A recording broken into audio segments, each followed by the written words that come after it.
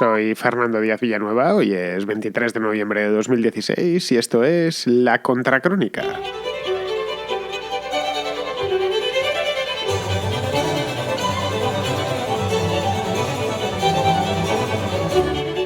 Ayer quedó visto para sentencia el llamado contrato ferroviario del siglo, por lo menos el contrato ferroviario del siglo en España. 2.642 millones de euros para 15 trenes de alta velocidad con opción a 30 más el mantenimiento, que es donde está la parte del león porque el mantenimiento son muchos años. La vida útil de un tren es muy larga y pues eso es garantizarse unos ingresos durante mucho tiempo. Bien, al contrato le han salido 4 novios, que son Talgo, CAF, Alstom y Siemens. Bombardier, los canadienses también lo pretendieron, pero le expulsaron hace unos meses. El contrato lleva parado más o menos un año. Yo la primera vez que oí hablar de él fue eso, sí, creo que fue en noviembre del año pasado, más o menos antes de las elecciones, y precisamente porque hubo elecciones pues ya no se supo. El contrato ha ido dando vueltas por los periódicos desde entonces con machacona regularidad durante este año en funciones, ¿no? Por un lado es mucho dinero, estamos hablando de 2.000 y pico millones de euros, 2.600 millones de euros, y por otro lado, bueno, pues teníamos al gobierno en funciones que no podía tomar o no debía tomar una decisión tan severa respecto al gasto estando como estaba, ¿no? Eso sí, ha sido formarse gobierno, automático, se formó gobierno hace 20 días, como aquel que dice, y han publicado el concurso, que se decidirá en los próximos, no sé si 2, 3 días, vamos, probablemente esta semana, y si no la siguiente, que para esto de dar los palos van a toda velocidad. Para otras cosas el Estado se retrasa un poco. Pero bueno, la cuestión es que a mí me da un poco igual a quién le toque el gordo, porque esto es el verdadero gordo de Navidad, es decir, si se lo dan a Talgo, se lo dan a CAF o a Alstom o a quien sea. Todas estas marcas hacen trenes que están muy bien. Que es por otro lado lo que estaban los periódicos estos últimos días, ¿no? ¿Quién será y tal? Yo creo que la cuestión no es esa. La cuestión es si Renfe, que es una compañía estatal ruinosa, uno de los supervivientes más tenaces del franquismo, necesita que los españoles le compremos 30 trenes.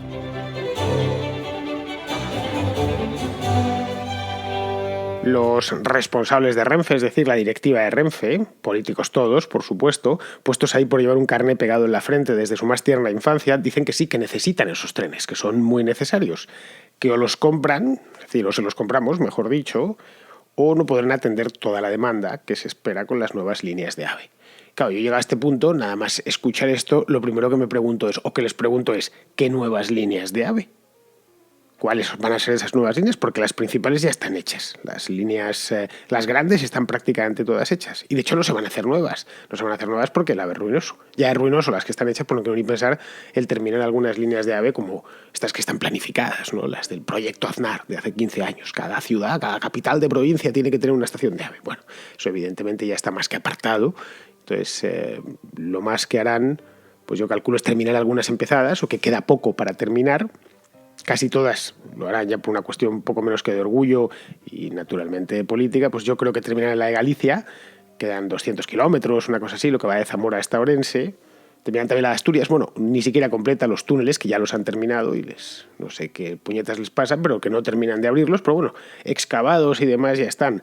La de Burgos, es decir, la prolongación hasta Burgos y poco más. El resto me da la impresión que lo que van a ser es cosas puntuales por aquí, por allá, que si un viaducto para cruzar este río, que si un trocito que estaba en mal estado, pues vamos a hacer uno nuevo para que ganar aquí 10 minutillos, una cosa así, es decir, remaches puntuales, pero grandes líneas como la de Sevilla, la de Barcelona, la de Valencia, no se van a hacer más, entre otras cosas porque no se necesitan y porque si las actuales ya son deficitarias, pues no quiero ni pensar lo que podría llegar a ser el AVE a Extremadura.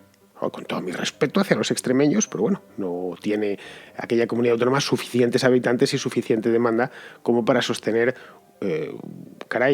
un servicio tan costoso como es el tren de alta velocidad. Es decir, a fin de cuentas no es una cuestión de colocar un tren encima de una vía. Esa vía hay que hacerla nueva, por lo menos tal y como se ha concebido la alta velocidad en España, que es nueva infraestructura, no es como en otros países, donde se compraban los trenes y se los ponía a rodar, caso, por ejemplo, Alemania, ¿no? Los ICE pues ruedan sobre las vías que ya estaban. En algunos casos pues les habían remodelado un poco, las habían adaptado, las habían mejorado, pero no se construyó una red ferroviaria paralela, que es lo que se ha terminado haciendo en España. Pues primero fue la de Sevilla en los años 90, año 92, que aquello, bueno, pues quizá era necesario, no lo sé, pero bueno, eso que lo digan los ingenieros, pero la que había anteriormente, que cruzaba de España Perros, pues no era muy idónea. Entonces hicieron un nuevo acceso a Andalucía, pero a partir de ahí no lo sé, quizá la de Barcelona se podría estar justificada porque unía Madrid y Barcelona, por cuestiones de demanda, las dos principales ciudades del país, donde se concentra el 40% del PIB, y bla, bla, bla, bla. Podría, llegados a un extremo, pero el resto, yo por más que me empeño, pues no lo veo. Bueno, de cualquier manera, lo primero que habría que plantearse aquí es cuántos trenes, porque dicen quieren 30 trenes nuevos. Claro. El Lego, pues lo mismo dice, es que, claro, tienen pocos. Lo mismo es que están operando toda la red con 20 o 30 o con 50 trenes y les hace falta alguno más, aunque solo sea para mejorar los servicios actuales y para incorporar para lo poco nuevo que se vaya abriendo. Entonces, eso es lo primero. Yo no lo sabía. Es decir, no tenía ni idea.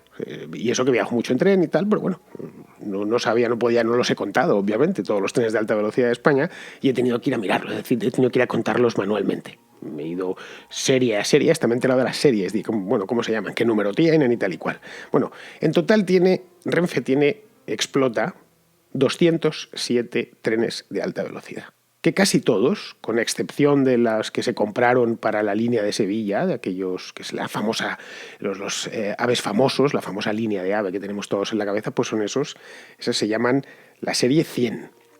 Así en terminología de Renfe ferroviaria se llaman así. Pues bien, quitando esos, el resto han sido prácticamente todos incorporados en los últimos 10 años, a raíz de la apertura del AVE a Barcelona, que fue en 2008, y del corredor a Valladolid, y a Málaga, que fue un año antes, fue en 2007. Realmente luego ya posteriormente vino lo de Valencia, pues prácticamente todos se han incorporado en los últimos 10 años, o casi todos se han incorporado en los últimos 10 años.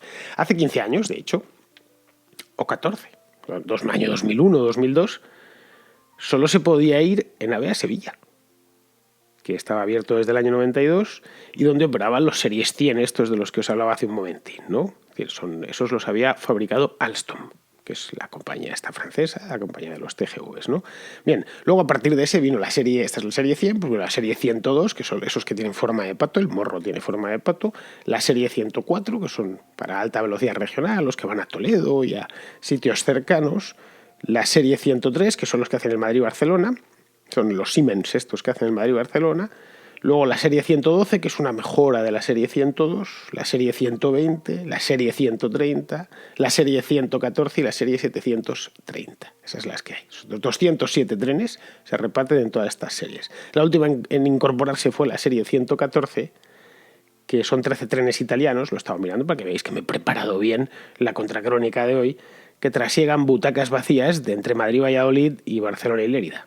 Desde hace como 5 años, porque estos trenes me ha parecido recordar que se incorporaron ahora eso, entre el año 2009 y 2010, una cosa así. En suma, que tenemos 207 trenes que entre todos, asumiendo que un tren de alta velocidad, dependiendo, no todos tienen las mismas plazas, pero aproximadamente de promedio pueden tener unas 300 plazas, los hay de 350, los hay de 200 y pico, bueno, de promedio unas 300 plazas, a mí me salen 62.000 butacas entre turista y preferente. No sé si Iberia tendrá lo mismo. Ojo, Iberia creo que tiene 140 aviones sumándole Iberia Express y Iberia Regional. La última vez que lo miré creo que tenía una flota de 140 aparatos, una cosa así.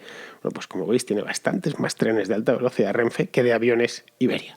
Iberia con esto cubre, bueno, pues a poco que uno conozca o vuele de vez en cuando, pues sabrá que vuelan a todo el mundo, que tienen una operatividad máxima, que un mismo avión durante un día ha pegado 17 saltos, en fin. Para que una de esas 62.000 plazas que tiene Renfe, que pone todos los días en el mercado, se llene, hacen falta tres cosas fundamentales. Si no, no la llenas. Vamos, digo, Renfe o cualquier otra compañía de transporte que se dedique al transporte de viajeros. La primera, bueno, de mercancías, que viene a ser lo mismo. A fin de cuentas, el transporte de viajeros no deja de ser logística de personas. Es mucho más cuidadosa y tal, pero efectos puramente prácticos sería eso. Esto es logística, es mover a gente desde Madrid a Bilbao, desde Bilbao a Málaga, desde Badajoz hasta Barcelona. Es eso. Es lo mismo que hacen los aviones, las compañías de autobuses y tal, ¿no? Bien, las tres cosas que hacen falta serían: la primera, que haya demanda en la línea. Fundamental. Esa es la razón por la cual, pues, qué sé yo, no existe un vuelo directo entre el aeropuerto Albacete y el de Johannesburgo. Simplemente no hay demanda en la línea. No sé si existe desde Madrid o desde Barcelona, pero desde luego desde Albacete ni lo hay ni lo habrá. Os digo Albacete, como puedo decir, qué sé yo, Vitoria o, no lo sé, Burgos. No van a tener un vuelo directo, bueno, ni a Johannesburgo ni a Nueva York. No hay demanda en esa línea. La segunda es que los precios sean competitivos. Puedes tener demanda en la línea, pero poner los billetes muy caros, entonces que nadie lo coja. Simplemente eso se veía mucho en las líneas aéreas antiguamente. Cuando yo era niño apenas se volaba, volaban los hombres de negocios. Era muy... La gente, de hecho, viajaba mucho en tren, porque era muy barato. Pero muy poco en avión. Tú pensabas en ir a Barcelona y pensabas automáticamente en irte en el Estrella o en ir en autobús, pero no se te ocurría, estoy hablando de los años 80, ir en el avión, porque el puente aéreo de Iberia era solo para gente de las empresas y tal, era una cosa bastante cara, ¿no? Esa sería la segunda parte, que los precios sean competitivos y asequibles para el salario medio, simplemente. Que viajar desde Barcelona a Valencia o desde La Coruña a León, pues no te cueste medio sueldo. Eso es fundamental. Se ha visto que cuando las líneas de bajo coste, la apertura de los cielos en Europa y la irrupción de las líneas aéreas de bajo coste, pues el que no había volado en su vida empezó a volar todos los años. Y el que volaba una vez al año, pues vuela todos los meses. Porque volar de una ciudad a otra de Europa hoy con los Ryanairs, los Vuelings y demás, pues es realmente barato. Ahí se ha visto que, de hecho, han sacado demandas muy pequeñas, han sabido rentabilizarlas estas aerolíneas. Esa sería la segunda parte. Y la tercera, que el tren se mueva. O que el avión despegue.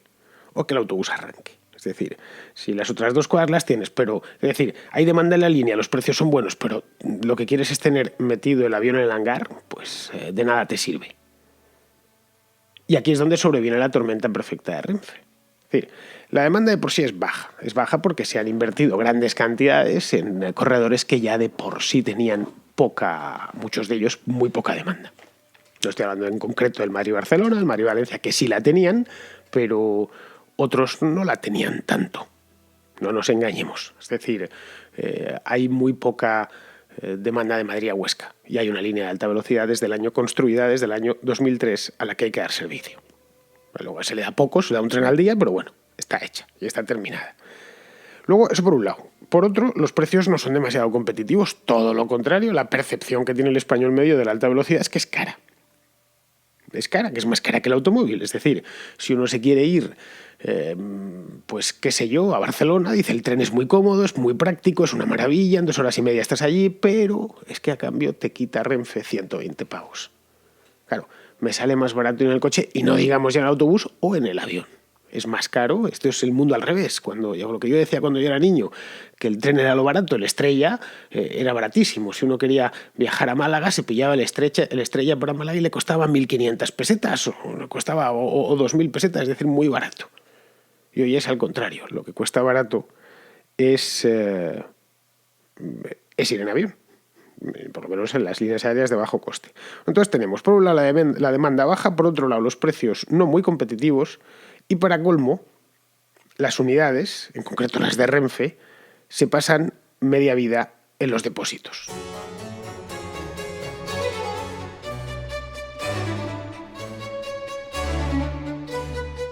Esto de que los trenes de Renfe, los trenes de alta velocidad de Renfe, se pasan media vida en los depósitos, lo sabe cualquiera que coja el tren con regularidad y que acostumbre a moverse por España en tren. Es decir, que salga y entre de las ciudades, especialmente a las ciudades grandes, y que mire por la ventanilla, quiero decir, que es una cosa que se hace mucho en el tren, porque tienes otra cosa que hacer.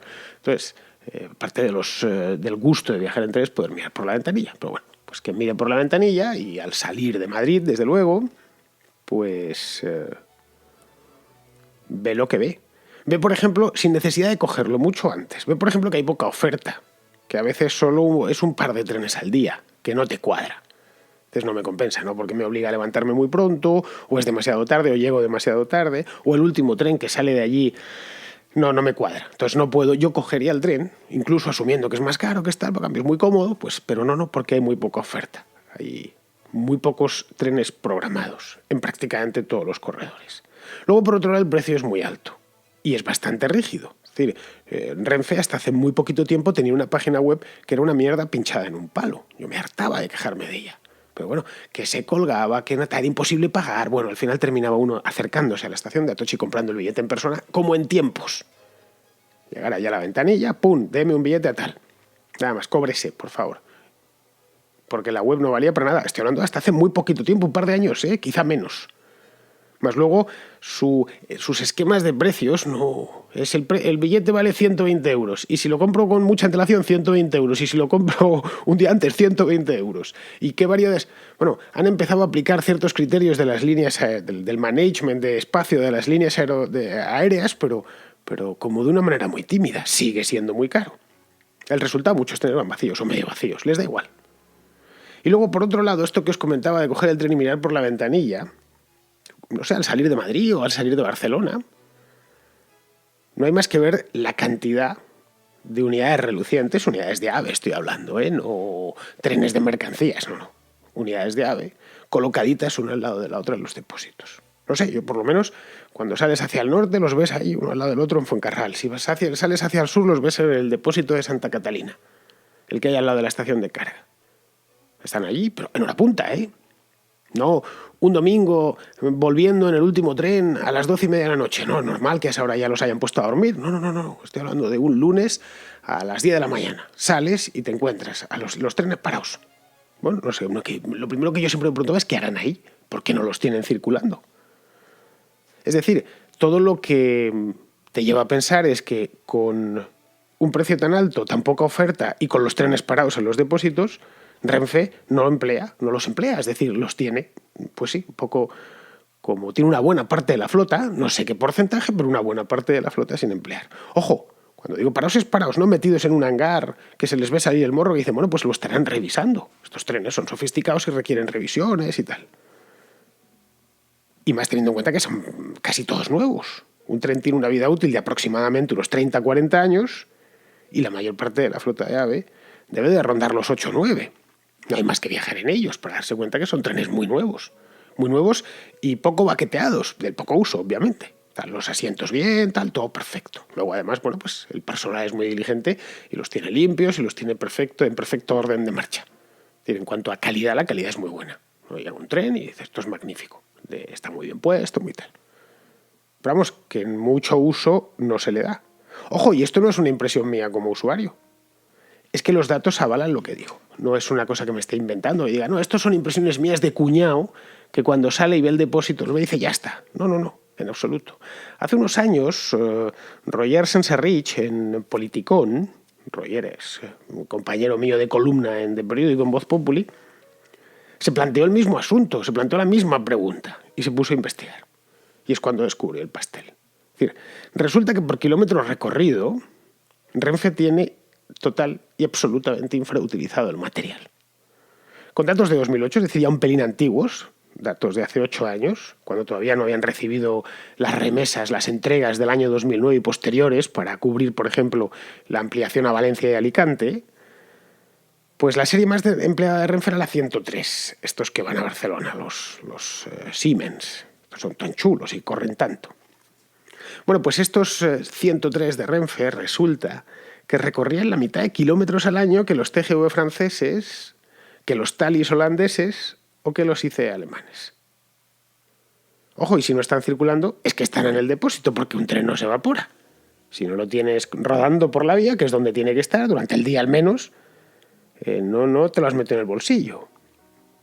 Claro, podría arguirse que es mejor tenerlo parado y metido en el depósito de Fuencarral antes que tenerlo circulando, porque así al menos pues no consume electricidad, que estos trenes, por cierto, consumen mucha.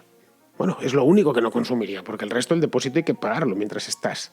Y en las nóminas de los empleados, que es lo más caro, no de Renfe, sino de cualquier empresa, ya los tienes contratados, a los maquinistas, al personal de a bordo, mecánicos, etc.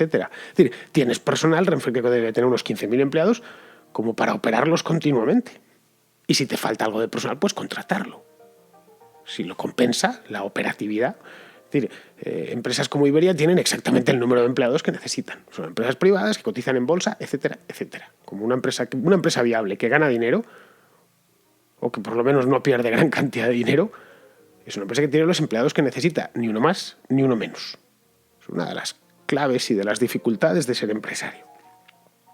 De hecho, si las líneas aéreas pensasen como Renfe, de bueno, al menos lo tenemos parado y no gasta luz, si las líneas aéreas pensasen así, pues ya habrían cerrado todas. Y ven con las empresas de autobús o con las navieras que tienen ferries. estarían todas cerradas. No vamos a despegar el avión, vamos a tenerlos aquí en los hangares, en Barajas, porque es que así al menos no consumimos queroseno. Ya, pues que tienes al piloto parado ahí tomando café, y a las azafatas, y a los mecánicos, brazo sobre brazo. Y les estás pagando todos los meses la nómina. Por no hablar de que el hangar tampoco es gratis, el hangar hay que pagarlo, igual que un barco en un puerto es el horror, cualquier naviero lo sabe, el barco tiene que estar navegando.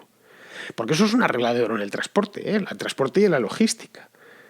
La regla de oro es tener al vehículo rodando, navegando o volando. Todo el tiempo posible. Si pueden ser 24 horas, mejor que 20. Y si pueden ser 20, mejor que 15. Ojo, y los operadores logísticos hacen lo imposible por llenarlo. Entonces, aquí vendría otra pregunta más. ¿Por qué no llenan los trenes los de Renfe? ¿Por qué los llevan con unas ocupaciones tan bajas? ¿Por qué los tienen parados? Que esa es ocupación cero directamente.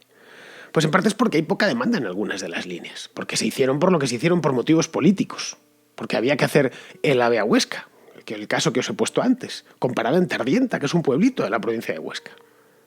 Tal cual, Tardienta tiene estación de AVE, no es coña, os lo digo muy en serio. Bueno, y en parte porque les da igual, o en gran parte porque les da igual. No digo a sus empleados, pero sí a sus responsables y sí a sus directivos. Es decir, la empresa nunca va a cerrar a fin de cuentas. Está enchufada al presupuesto. Si pierde dinero, cosa que hace todos los años, desde que la creó Franco en el año 41, pues nosotros ponemos la diferencia. Es un buen acuerdo. Tú operas, compras trenes, no sé qué, no sé cuántos, y yo, si pierdes, ¡zas!, te lo cubro. Porque yo sí tengo que tener superávit. El sector privado sí tiene que tenerlo. El público no. Claro, ¿qué incentivo tienen? Planteároslo así, para llenar los trenes. Obviamente ninguno. Bueno, tienen alguno, pero no para llenar los trenes. Los incentivos les llevan hacia otro lado. Es decir, creo que ha llegado la hora de que nos reconciliemos con la verdad. Ni a los responsables de Adif, ni les interesa rentabilizar la infraestructura, es decir, las vías y todas las gollerías que implica tener una red de alta velocidad, ni a los responsables de Renfe les interesa, es decir, hacer lo propio de una operadora ferroviaria, que es transportar gente y mercancías manteniendo la viabilidad de la empresa. Eso les da igual. Así os lo digo sinceramente, les importa un bledo, no están para eso. No están ni para transportar gente o la gente justa para cubrir el expediente y que en los anuncios aparezca pues un tío subiéndose al tren y poco más.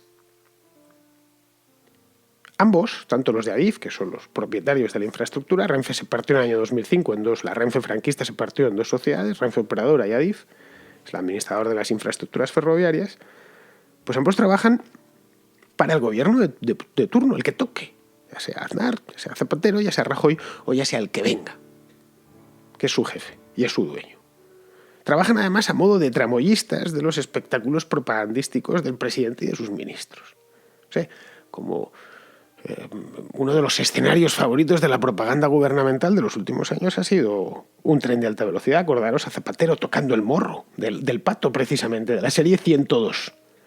Que en las estaciones, cuando iba inaugurándolo, se convirtió hasta en una tradición y los foteros, los gráficos pedían, presidente, toque el tren, y tocaba, y el otro ponía pues la sonrisa que tenía Zapatero. El escenario es ese y unas vías relucientes, con las catenarias estas donde coge la electricidad del tren, pues pintadas de azul, perfectas. Por lo que lo del contrato actual, partiendo de aquí, de todos estos principios que he expuesto, sería más de lo mismo y se entendería mucho mejor. Es decir, hay que ponerles otros 30 trenes, que por lo tanto ya tendrían 237. Pero 30 trenes para languidecer en los depósitos. O para ir a medio gas un par de veces al día. Diréis, no, pues que los trenes son muy tal. ¿Y los franceses qué pasa? ¿Que requieren menos revisiones? ¿Que franceses, alemanes o holandeses se toman menos en serio la seguridad ferroviaria? Porque ahora la función de esos trenes nuevos, los 30 que van a comprar, que ya me da igual, como os decía, que sean Talgo, CAF o su padre, la función de esos trenes no es llevar gente. Desengañémonos, eso es lo de menos, esa es un poco la coartada. La función es servir de escenario para la propaganda. Punto, pelota, ya está. Y seguir dándole hilo a la cometa.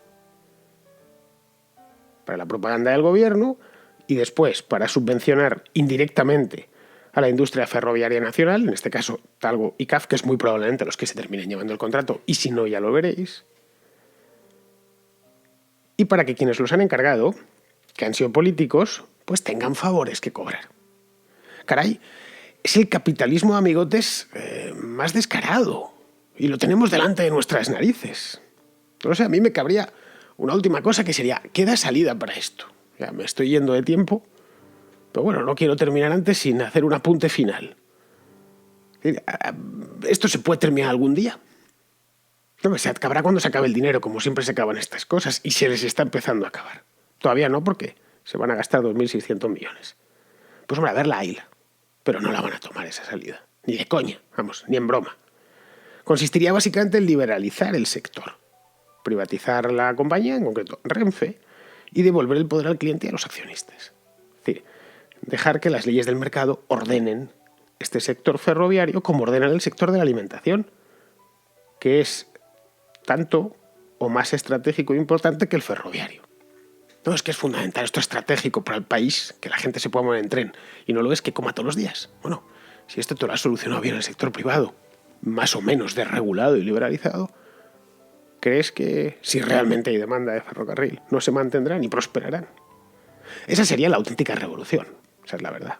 Es decir, liberalismo, no voy a decir puro, pero que se acercaría bastante. Ese es diría Ayn Rand, ¿no? Pues el ideal desconocido. Aquí, además de desconocido, solo comentarlo es como mentar a la bicha.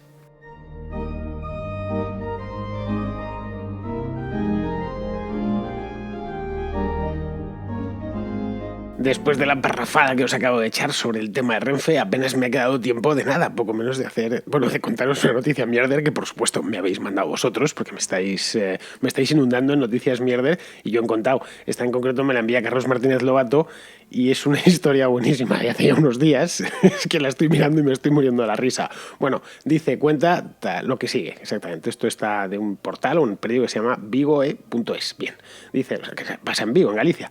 Dice, multado tras llevarse 2 árboles de Gran Vía para arreglar su jardín. El arreglar su jardín, entre comillas, lo que significa que eso es lo que dijo el ladrón. Bien, al parecer andaban 2 agentes de la Policía Municipal de Vigo, pues de madrugada, andando por la calle, pues patrullando, y se encontraron que un tipo se había llevado 2 laureles, en concreto, que iba con una azada, y le fueron siguiendo el rastro de tierra y le fueron persiguiendo hasta su casa, ¿no? Llegaron a su casa y le dijeron que por qué había hecho eso, que si era un vándalo y tal, ¿no? Y el hombre le dijo que no, que se los llevaba porque eran de todos y los necesitaba porque estaba arreglando su jardín y quería ponerlo bonito. Es decir, este se había creído la cosa esa del es de todos, se lo había creído exactamente al pie de la letra. Bueno, pues todo, oye, casi puedes amueblarte la casa, con muebles no muy cómodos, pues a los bancos de los parques y tal y cual, pero eso de que es de todos, bueno, pues me voy a quedar con mi parte. Digamos que se quedó con la parte que creía que le correspondía, que por cierto era poca, no sabemos cuántos impuestos pagará, pero pues, si todo se soluciona, si toda su parte son un par de laureles, pues oye, creo que se lleva poco. El gobierno nos quita bastante más que un par de laureles. Pues nada, con esta historia, muchísimas gracias, Carlos, por enviármela. Me pega una carcajada nada más leerla. Pues con esta historia me despido de vosotros hasta mañana. Luego además procuro hacerlo con una sonrisa porque el tema de Renfe y de los trenes y del atraco que nos van a meter, que es un atraco seguro, es decir, no hay posibilidad de dar vuelta atrás, pues a uno le pone de muy mala leche. Por suerte, en España siguen pasando cosas simpáticas como esta del tipo de Vigo que se llevó los laureles a su casa. En fin, queridos amigos, pues ya sabéis, está el correo electrónico, tenéis el WhatsApp a vuestra disposición. Voy a daros el teléfono, hoy no se me va a volver a olvidar. A ver, lo tengo por aquí apuntado, a ver, lo tengo aquí en un papelito, un segundito que la están peinando. Bien, el correo es contracrónicapodcast@gmail.com, que es a donde me llegan todas estas noticias mierda. Antes las buscaba yo, pero ahora ya os tengo a vosotros. Así que muchísimas gracias. Y no, ni de coña encuentro yo esta noticia por mi cuenta. Eso es el correo. Y el WhatsApp es el 690 82 79 09. Ya sabéis, si estáis fuera de España, el 0034, que es el código de país. Muy bien, queridos amigos. Pues con esto, hasta mañana.